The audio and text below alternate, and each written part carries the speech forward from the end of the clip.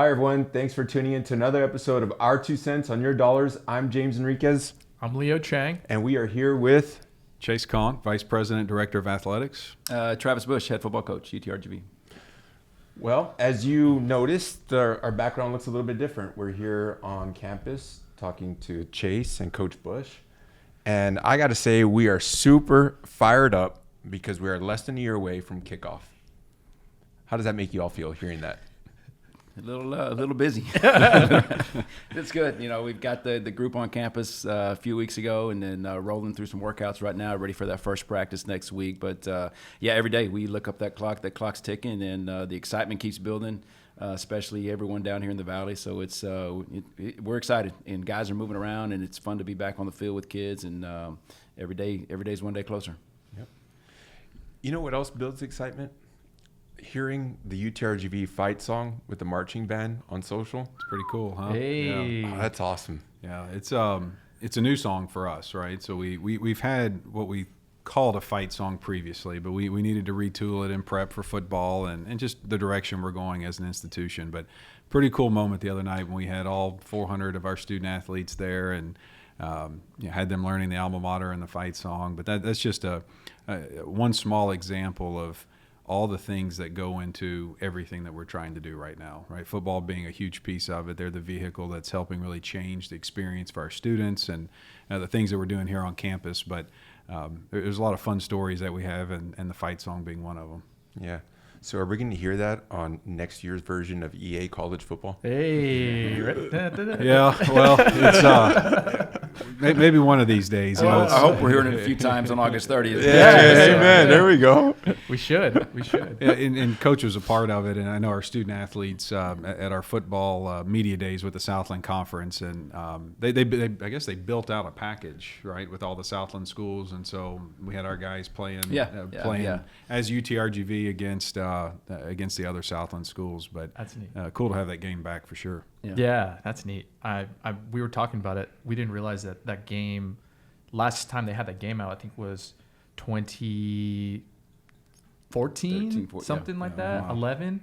Bernard Robinson, I think, was on the cover of it. It was a while back, but to have that, I mean, it brings back a lot of nostalgia and memories and stuff like that. But it's cool to have something like that back at a time where the university is bringing in the program and there's so much hype behind it, and then can relate to some stuff that, for me personally, growing up, others like in our age group growing up, that we grew up around a game like that. That's so memorable for us. Well, I walked in the other day in my house. My son was playing the game, and he was using us, and it had all the uniform combinations, and it had the helmets, everything exactly like it was. I sent him some pictures. He built it out. But it was a shot. It was cool for me. I walked in, I was like, dude, we're on the field. Yeah. It's kind of cool for an old man. I was like, that's pretty cool. We actually got a football team now. It's sweet. Yeah. So what's your rating, Coach? do they rate coaches in there? He was beating somebody. He was, I think he was beating Texas State or somebody when he was playing. But deservedly. Yeah.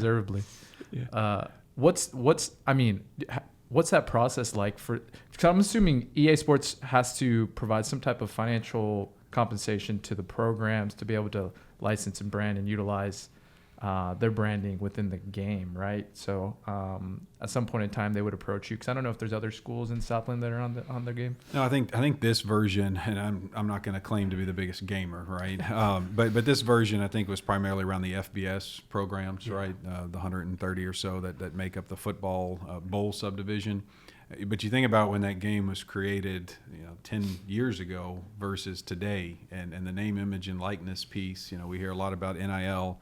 There's certainly components to it today that there wasn't when the game was last played, in video game form 10 years ago. And so the landscape's changed dramatically, and but it also shows, it demonstrates, especially for those student athletes that are featured in that game, and at the FBS level, the NIL opportunities for those young people is there where it wasn't 10 years ago. Yeah.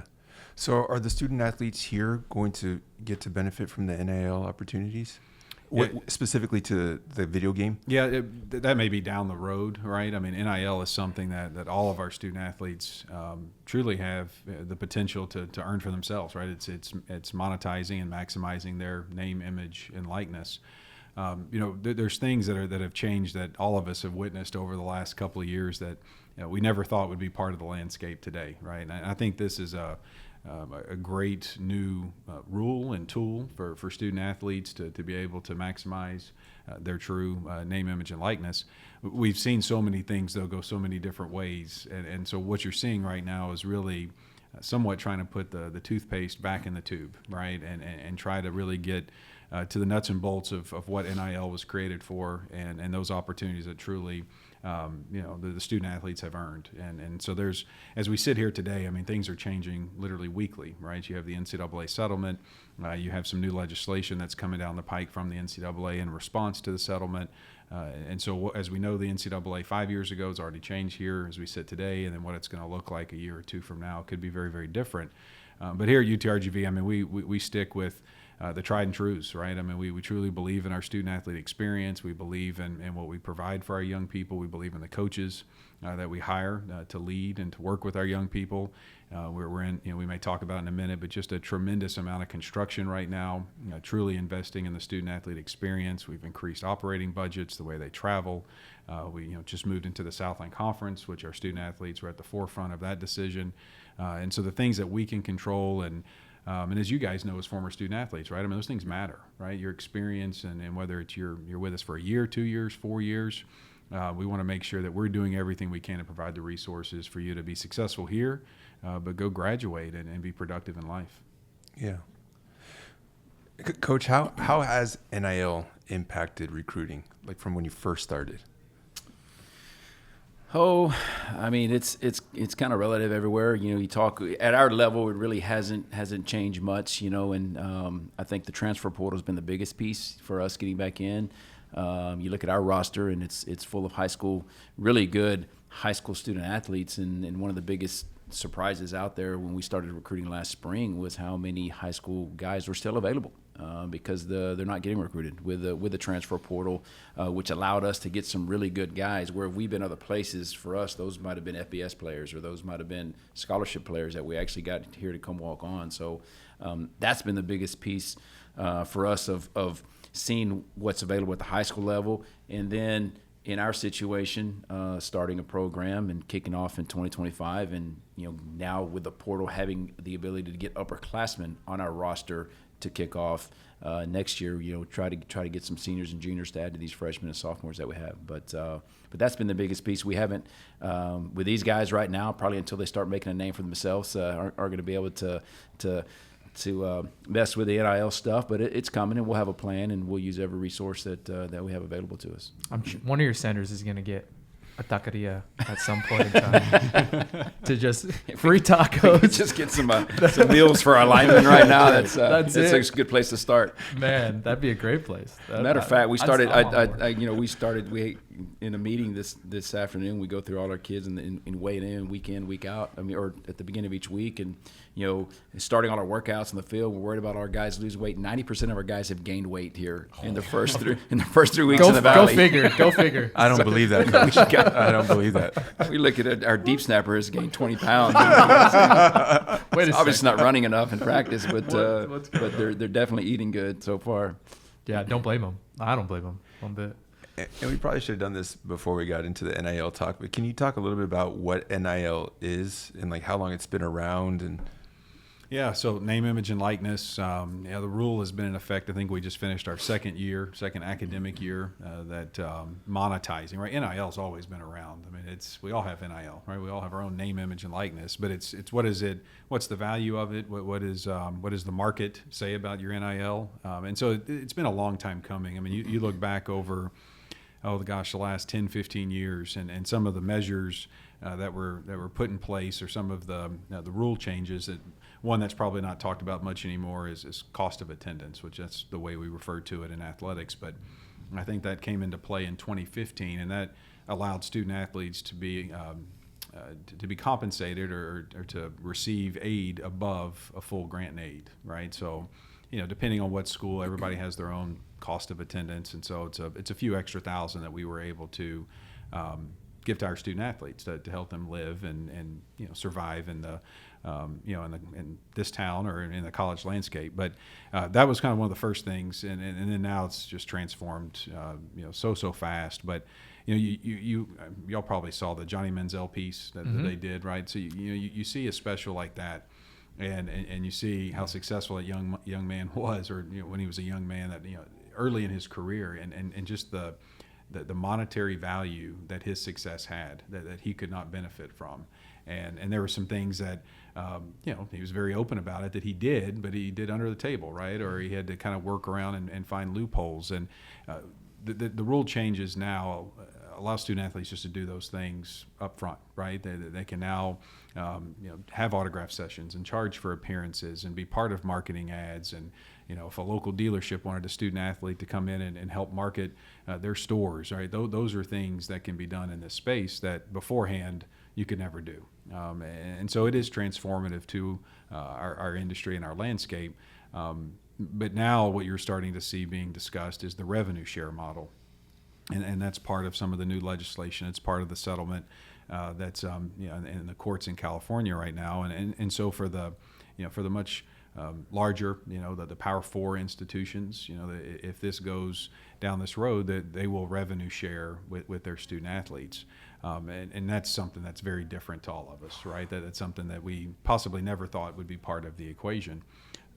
So the NIL was first, and now we're working towards more of a revenue share model. But NIL will still always be around, whether it's the revenue share is through a direct contract with the institution and the student athlete. Right now, there's things called collectives that are operating as the NIL arm for these athletic programs and these institutions. But now the collective could still exist. But then you're also going to have the opportunity, possibly, if this thing continues to trend this way, where the institution can directly revenue share with the student athlete. Yeah, so I'm glad you mentioned collectives. So the IRS just recently released a memo that said a lot of those collectives do not meet non tax exempt status. What is the responsibility that the institution bears to make sure that everything is good? Yeah. So our involvement. Just recently we've been able to be more involved, or athletic departments are allowed to be a little bit more involved in NIL arrangements, but it's still within very much arm's reach of it, right? So it's not something that's in-house. You are seeing some athletic departments hire assistant or associate ADs for name, image, and likeness, right? So there's a lot of people preparing for what's to come as it may get brought in-house. So the collectives operate completely separate from the athletics department, and yes, I'm aware of the memo, because some were set up as 501c3s, right? Some are just more LLC type, which is a non-tax deductible route. That if that's the way they were set up, then that's maybe not as friendly to a donor-minded person that thinks they're getting a tax write-off giving to a 501c3. But that was a big blow for some of the collectives, because they were able to raise support under the premise that it was tax deductible and charitable giving. So that's a huge shift. But if looking ahead, if the revenue share piece comes into play, bringing it in-house, having your own foundation be more involved, all right? So the institution's foundation being involved in that revenue building, then that could also help, I think, in a pretty big way with NIL deals, whereas the donors are able to interact with the institution versus a collective. Do you guys see Oklahoma State had QR code decals on their helmets? Did you see that? No, I did not. Yeah. So that each football kid had a QR code on the back of their helmets. I think they had to take them off. I think they ruled that it wasn't. Yeah. It wasn't like something ineligible, right, to do so. But it was a QR code that someone could, if they had a video like close up on the helmet, someone could just click on the QR code and donate money to that player if they wanted to. And I thought that was like, we're in the wild. Like this is nuts. Like this is crazy. Talk about motivation to make plays right there. Yeah. Talk about motivation to make plays right. Imagine a wide receiver goes up one-handed, like $100 right there. I thought that was they just turned to the camera and just pointed to the QR code, and then they check later and they made $1,500 that game. I mean, we're getting to something like that. That's what it looks like, right? It's wild to think, right? I mean, and who knows what it'll look like in a couple of years. But bottom line is, it's opportunities for our student athletes, and just gives them another chance to fully maximize their experience. And at the end of the day, like I said earlier, we still want them to get an education, and we still want them to leave here with a degree. But as young adults, it adds to their plate of things to manage, right? And then what we have to work through as administrators and coaches is that balance, right? Because we still know the tried and truths in college athletics, and we know what competition looks like. We know what hard work and grit and resiliency looks like, and our student athlete for years has always had a lot of competing forces, right? Their schedules are high demand, right? The travel, the training, the workout, the rehab, plus school. So you add this wrinkle to it, and so it's that time management piece that's going to be really key moving forward. Yeah. So what resources would a student athlete have? Like, for example, so you get NIL money, you're an independent contractor, so you have all the responsibilities. So you got to pay your taxes, keep track of your expenses, could impact your financial aid. What resources do these student athletes have to navigate all those things? Yeah, every institution's different depending on the volume of NIL you're dealing with your student athlete cohort. But going back to, we can't provide legal counsel, right? There's some things that the institution can't do when it's in regards to NIL, because that's dealing with an outside business entity, company, or a collective. There's rules in the state of Texas, and we were one of the earlier adopters with NIL legislation that mandates education, right? And so that's something that we continue to do, whether it's different resources that they can find on some of the apps and things that we subscribe to here in the department, but just in general, management of your finances, right? Just some of the basic things that each year, whether we do it team by team or we do it as a department, right? We think it's important that our young people understand that. So it's still working through, I think, over the next year or two of what the role of the institution and the department can be and will be. But it has been limited in this new NIL space, which has made it, I think, challenging, right, for administrators and coaches because of the outside piece and maybe knowing that a young person needed some help to kind of navigate it, or what does that contract look like that they're getting into. We can't provide that kind of counsel. Yeah, I can't imagine a 17, 18-year-old student athlete, coming on campus, maybe coming from a lower middle class, even maybe a impoverished family, and you come into a big Power 4 conference program and you get thrown, a couple $100,000 at you right away to navigate the financial responsibility you have with that money, along with all the other requirements or responsibilities that you have as a student athlete as well too. Mm-hmm. And then plus everything else that comes with that from a personal aspect, family, friends, things like that approaching you for gifting or lending or things like that, and it's like all these things getting thrown at you at once.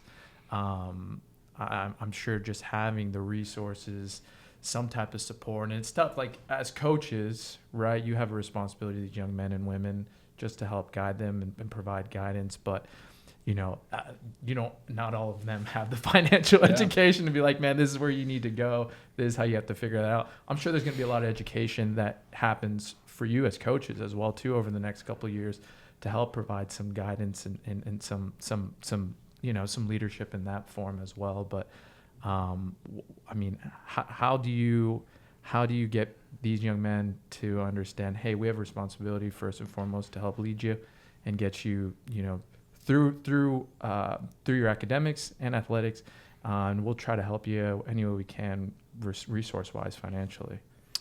Yeah, I know too. A big piece in our program is developing these guys as young men, and we start our player development piece next week. And our first session, the month of September, is financial lit. And teaching these guys now we got high school freshmen that are getting or guys that are coming from high school. They're true freshmen here, but they're getting a scholarship check. The first thing I got to do is teach them to set a budget. You got to go pay your rent. You can't just take your scholarship check. That's not money in your pocket. You got to pay your rent. You got to pay this, and so really, but leading into some of those things down the road too, where when you, like you said, they don't have the experience of somebody giving them this amount of money or what to do with it, how to handle it. So there's a lot of things now again added to our plate to educate these young men on down the road. But now you're seeing NIL come into high schools too.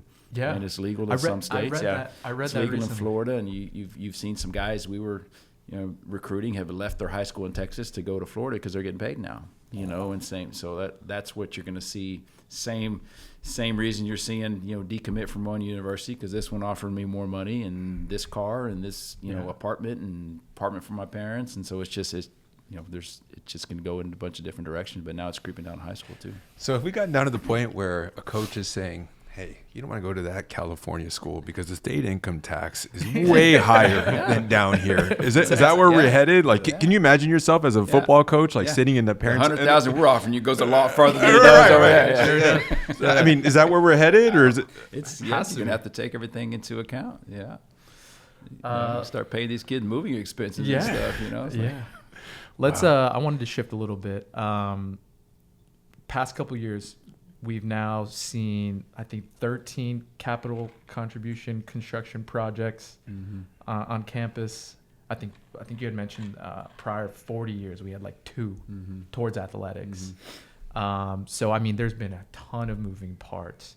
What's this process been like for you as kind of the head of the athletic department, and then how much has that changed recruiting wise as far as bringing in quality on campus with the teams as well too, compared to when you first got here? Yeah, it's been a kind of fast and furious, last 5 years, and big part of it has been the investment we're making in the projects you mentioned. I think it's 13 capital projects between 2022 and we think we'll be finished with our last one by 2026. So over that 4-year span, there's 13 that are either ongoing. Some have been completed, and we have one that we'll break ground on here in the next few months.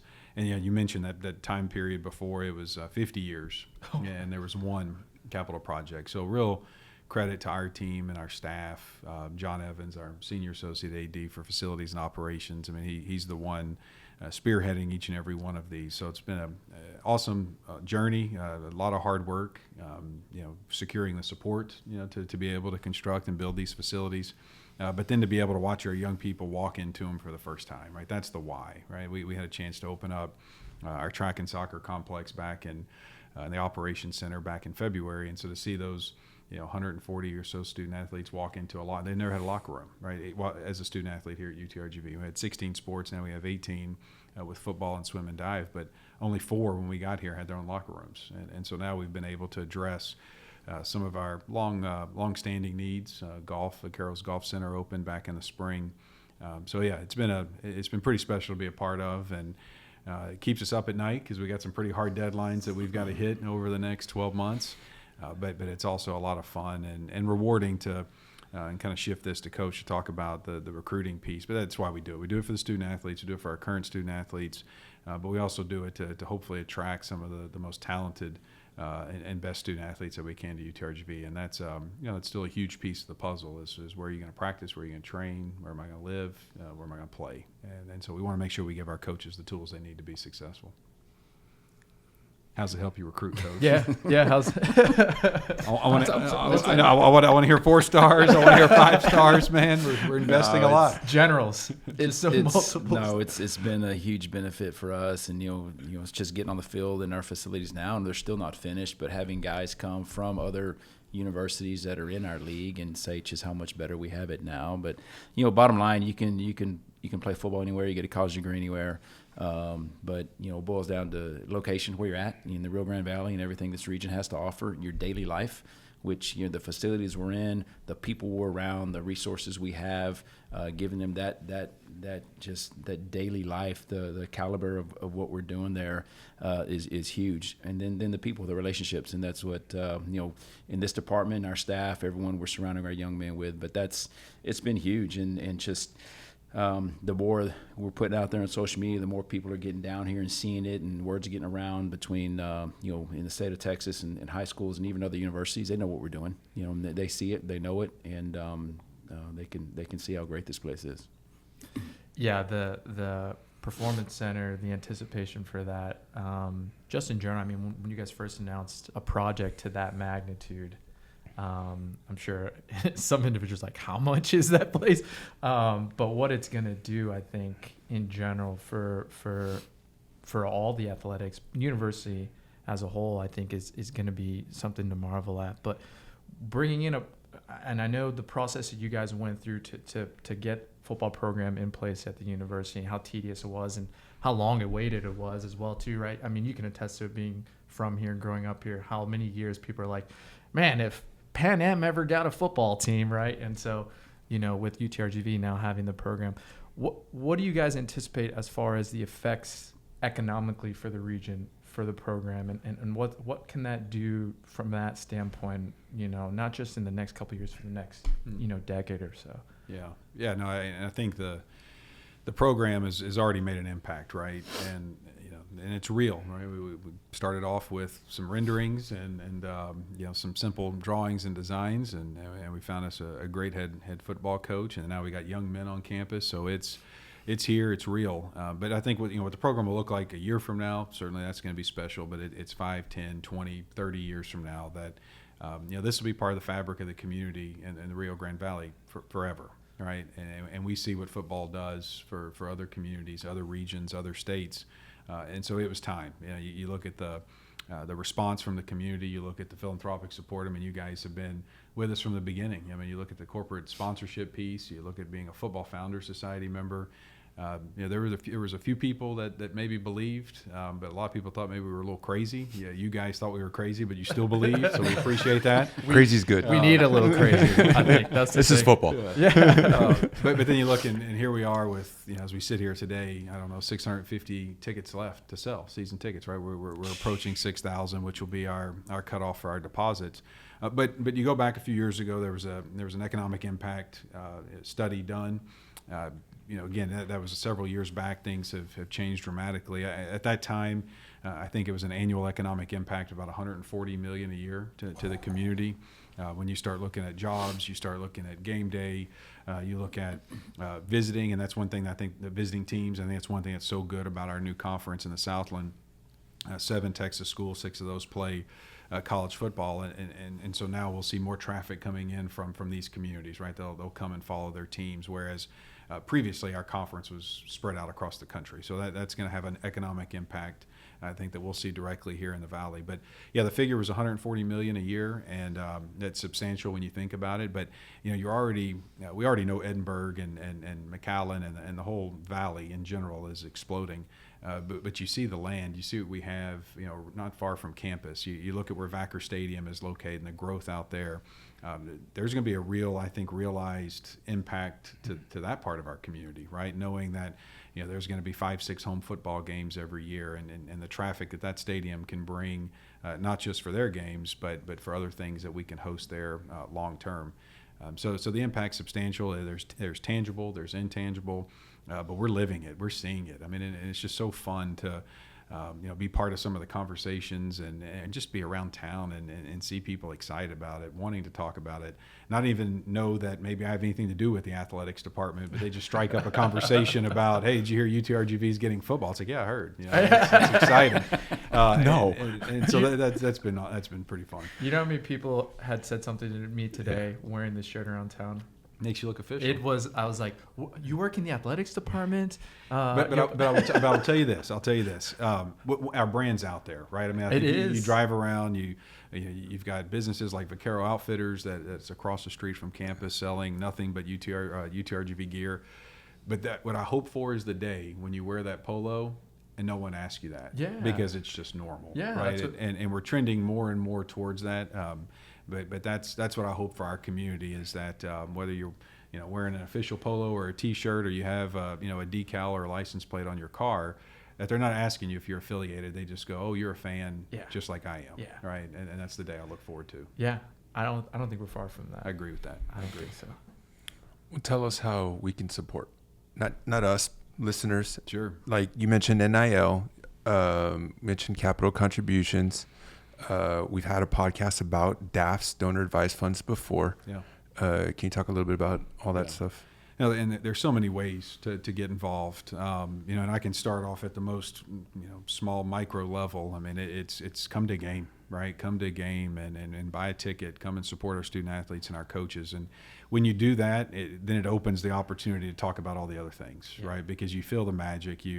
This is all about community, right? And the Valley is very much family and community, and that's what college athletics is all about. So if you come inside one of our venues and come be around our student athletes, that's one thing I think that you'll catch the bug, right? And then you can buy season tickets. That's another way to support our program. you talk about capital contributions and those things to the Vaqueros Athletic Fund, which is a 501c3 and it is tax deductible. So that's a great way to support our young people. And I will say this: we stretch a dollar better than anybody in the country, right? So we directly use those resources to support our student athletes. They also are very critical in helping us build the projects and the buildings that we're building. But you mentioned donor advice funds are great vehicles to be able to support universities in general, but certainly college athletic programs. Annual giving, that's something we really want to see grow here in our athletics department. Football is a catalyst to help us do that, right? So annual giving is a big component of kind of the game day experience, of whether it's tied to parking and tickets, suites, premium seating. That's all part of our annual fund that we really want to build, because those are the resources we need each year to be able to do some of the things that we do. And then there's another thing called plan giving, right? And that's leaving an institution or an athletics department in your estate and your will. You guys are very familiar with those types of plans, right? That families do. But what a great way to leave a legacy, and be a part of something special. I think as an institution, and certainly in athletics, we've demonstrated that we're great stewards of those types of gifts. Even though they may not be realized until the donor's passing. I tell folks, I think when you sign a planned gift, it guarantees another 40 or 50 years on your life, right? So you'll just continue. Caveat. There's a caveat with gifts. But they're super impactful, and it's a great way to know that your legacy will live on, with a university or an athletics department that you love. And you can also be celebrated, while you're still here with us. And so we do want to see that probably grow more within our athletics department, because that ensures the future, right? Those are things that are going to be long past us, right? But as we talk about the sustainability, the vibrancy that we feel today, but that we hope still exists 10, 15, 30, 50 years from now, there's so many different ways to get involved and ways to make an impact on the young people that are wearing the orange and gray today. And we need all the support we can get to, because I think as a community and as a region, we're really trying to do something special right now. Yeah. Yeah, I was little football shift. So you guys hosted open tryout recently. We did. Give us a little background how that went. It was good. How many athletes you had? It was good. We had over 60 come out, and it was good. And there was a lot of good dudes out there. We can only take, because of our numbers, we ended up taking 13. Added 13, 10 more that are from the Rio Grande Valley. So it was a pleasant surprise. We didn't anticipate taking that many, but there was guys that we needed to add, and then we had to cut it at that, because our roster's limited, so we couldn't take any more than that. But no, very impressed and very pleased with the excitement and guys that are interested. I'm probably not. I mean, you're probably not that surprised. Having some background in recruiting down here in the past. So you were with UTSA in their inaugural season and going through that process and watching that program build up. Can you talk a little bit about the biggest differences starting the program here in comparison to starting that? The financial difference obviously is pretty significant as well too, but pretty big leg up, I would assume right now. The biggest difference, I didn't have to make any decisions being an assistant coach. That's true. Got to be in all these decisions. But I think the plan that was in place before I got here was phenomenal. And I was just thinking, you talk about the plans. The day after I was hired at the press conference, me and Chase met, and we met here at this table, and we met all the next day, and we're sitting here with a little notepad of things we need, and we had little drawings of facilities, and then today, matter of fact, out there on the turf with the team running around, it's like, dude, we're really doing this. From the day we sat down with just an idea and pictures, but the plan that was in place here of, again, the facilities being built. Right now, we live that life where we had to practice at a high school stadium, and we didn't have facilities on campus for years. But to have something now, and then to go out there every day and see an even better facility being built day by day while you're out there on the field, that's the biggest difference. And again, goes back to that daily life, goes back to the recruiting that we're allowed to do.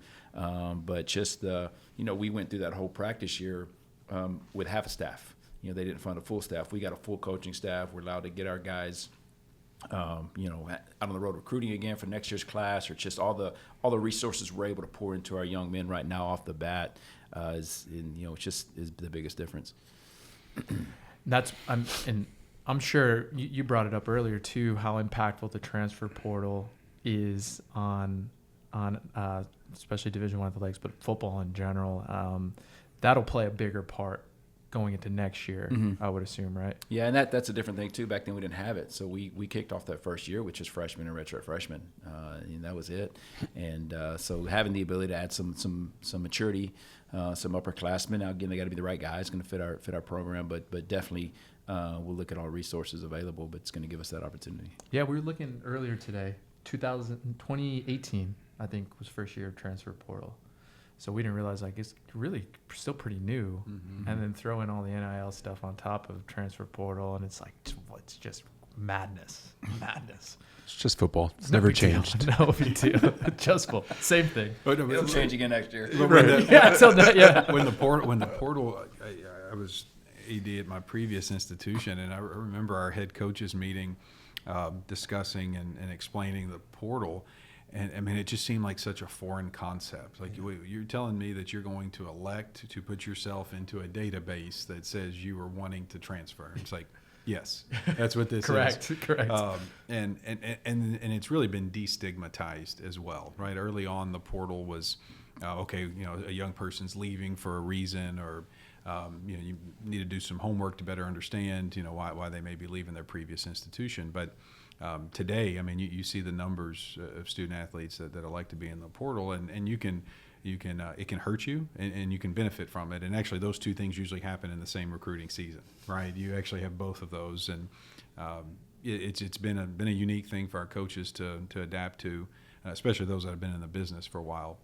But in particular, to Coach Bush in the future of the football program, the early future, the early years, it is a wrinkle that I think will be helpful to us. That early on in the interview process, he identified that was something they didn't have at UTSA that makes starting our program a little bit different and hopefully be helpful to us. Did you all hear about that linebacker? I think it was at Oklahoma University, shared $50,000 of his NIL with 18 walk-ons. Oh, yeah, I saw that. Yeah, that's cool. Do you foresee something like that having to happen to keep kids here because of the transfer portal? Keeping them happy. Maybe they want to go because the grass is greener somewhere else because you have those kinds of opportunities. Do you see any of that happening, or do you foresee any of that happening? I mean, I can speak from a broader sense with all of our programs. It's men's basketball in particular. It's very prevalent. It's a very big piece of the success of the programs right now is NIL, and again, it's rumors or hearsay, but I believe that because we haven't been as strongly positioned in NIL, that we have lost young men, young women, possibly on the women's side as well, not having that that ability to do some of those things, but eventually it will start impacting all of your sports, and again, going back to what we can control and the things that we want to do for our student athletes, there is value to that too, right? There is great value to that. But as a student athlete develops, as they become better at their trade, their talent increases as they continue to develop as a young person, they have that chance to go and maximize their NIL, right? Which is money, and so those things definitely are part of the equation today. I hope we have that problem. Right. Yeah, that means we got some good dudes. We probably recruited well, and we're probably winning a lot of games. So I hope we have that problem one day. I can't imagine being that age and just saying, here's $50,000 to 18 of my teammates. I mean, that's awesome. Yeah. What's the largest scholarship amount for a football player right now? Like the largest amount you can provide for a scholarship? Or you have a certain dollar amount in scholarship money that you can spread out through. So you have so many full scholarships, right? Right. We got 63 total. 63. Yeah, full scholarships. That we can have up to 85 guys on scholarship. Okay. And you right. can spread it out however you so choose. Yeah. For those individuals. So that's specifically football. Each program has their own limit as far as how many scholarships are available. Right? As of today, yes, but that's shifting, right? Yeah. So a couple of weeks ago, there was a huge announcement with the NCAA of looking at a shift and kind of doing away with the scholarship limits and putting more roster limits, right? So saying this is the maximum number of student athletes you can carry in a particular sport. Every sport prescribed their own roster limit. So that's not been fully vetted, and I think there's still a lot of massaging that's going to happen. But for instance, football, Division I football has been listed as 105 roster cap, right? So it doesn't necessarily prescribe or dictate at this moment scholarship minimums or maximums, but it puts a limit based on what they've sent out in the last few weeks. 105 would be your maximum. And so every sport, basketballs was listed at 15. I think volleyball was at 18, right? So depending on the sport, there was a different number assigned. But the way we're operating right now, 63 in football, 11.7 in baseball, and 13 in men's basketball, 15 in women's basketball, and the list goes on. So right now we're operating with scholarship limits. 11.7 in baseball. I just want everyone to. I just want to emphasize it's a very interesting number. It sure is. And of all the sports, and that's the one that, not saying there's others that shouldn't be addressed, but that's the one that has the most nuances to it, right? And just the way the NCAA has structured the scholarshiping of a baseball student athlete. But 11.7, Leo, 11.7. I hate to tell you that. Look, we're in objective. I had 0.75 of one of those point. Wait, what was that? That's a lot. What did you say it was? 0.7. 0.7? 5. Of 11.7, you had great value. Oh no, that's what I was saying. You had clear value. I was wanting to identify that for everybody. That's very good. What were you saying? I was just going to say that. Let me preface what I'm about to say. We are an objective, unbiased financial planning firm, but I will be biased here. You mentioned football as a catalyst. I heard him say that. He didn't say he didn't say baseball was a catalyst. Do we want to? Let's go into Coach. Let's go into some baseball attendance numbers over the past. How about that? I'm just saying. But I think it's a recipe, right? Like, I mean, it is. It's all the ingredients that everything that institutionally I think we're doing, and we have the best president in the country, and Dr. Guy Bailey. All the different pieces we're putting together here in athletics. Rally the Valley, I think, truly meaning something to people now, and what that means and what it feels like to really rally the Valley. But you look at baseball, I mean, finishing 39th in the country in attendance, right? Unbelievable. I mean, ahead of Oklahoma, ahead of Louisville, ahead of Houston. Those are some big time schools to be in that company with. But I go back and I've shared this with our coaches and with our whole department, the excitement that football brings and the relevancy and legitimacy that a football brings to an athletic department, you feel complete, right? You feel complete. And listen, I've been an AD for 10 years, and this is my first football team to have under my lead in the department, right? I've been at a 1 AAA all of my career. So did we need football to be successful? No. But what can it do for the community? How can it bring it all together? How can it rally the Valley? I do believe it's a huge piece of the attendance that we saw at baseball this past year and what we saw in basketball and what we're seeing in volleyball. And it's everybody doing their part, but people finally realizing, why are we not supporting the Division I team right here in our backyard? And if football has helped and has been part of it being a catalyst to help us do that, what a great investment for us, because all boats are going to rise with a high tide as we build this department. You getting any second looks at HEB? Like, oh man, that guy looks familiar. Next couple of years, it'll be Coach Bush. Hey, Coach. He'll get a ton of those, I'm sure. There's been a few. The best is the checkpoint. Oh yeah, Furious. My man here, he pulls up and, hey Coach, you're good. And, you're good. I get my whole car searched. Yeah, I did get you did get recognized at the checkpoint. There you go. Twice so far. There you go. That makes that a. Well, that's because I had the logo on. Oh, Same thing. Had the logo on. So just I can't pass as you, not nearly as handsome, but I'm sure if I just toss these shirts on, then be like, oh, you're good to go. May work for you. We'll see. We'll try it next time. Report back. We'll try next time. So I have to ask this because we have a lot of leaders that listen to this podcast. What one leadership tip would y'all give? Model what you preach. Model what you preach. Love that one. It's a good one. To that point, I mean, you want to lead by example, but being authentic and just grit, just hard work. Authentic transparency comes with that. I think those are things that that you want to live by every day, and I think it's served us well and served our senior administration here. I think we have a group of really like-minded folks that care about kids and care about community, and it's worked for us. But it's not simple. You got to keep plugging away every day. Yeah. No, I was gonna ask Coach Bush, is there gonna be a little jealousy that you won't be out at the tailgate that first weekend for opening kickoff? 'Cause I'm sure that'll be a see how the first spectacle. half's going. I might be out there. Might be out there the second half. Coach, what are you doing out here? It's like, man, might as well enjoy a beer with you guys. No, we want to hear that fight song at least 4 or 5 times that day. Yeah, Hopefully, first half. At least. Yeah, that's the goal. What's field coming along? Pretty good. I know that's a big project right now. It is, yeah. Backer Stadium. Yep.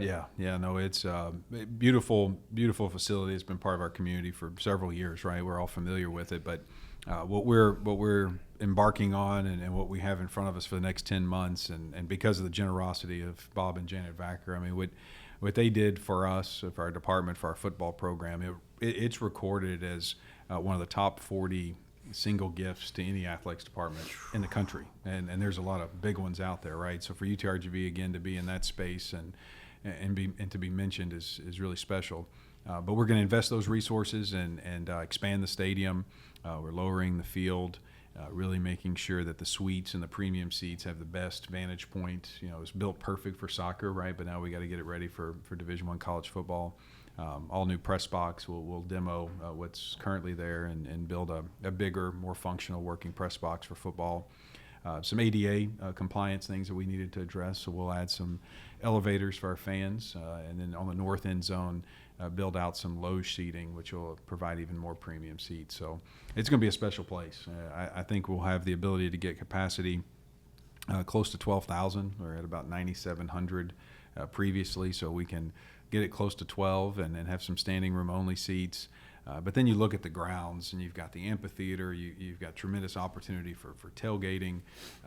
It will be one of the best. I mean, I don't care what level, right? I mean, when you can go to a place that has 50, 60, 70,000 fans, and that's certainly special. But as far as the environment that I think we have a chance to create, it's going to be pretty awesome to see on August 30th, 2025. You heard it here, folks.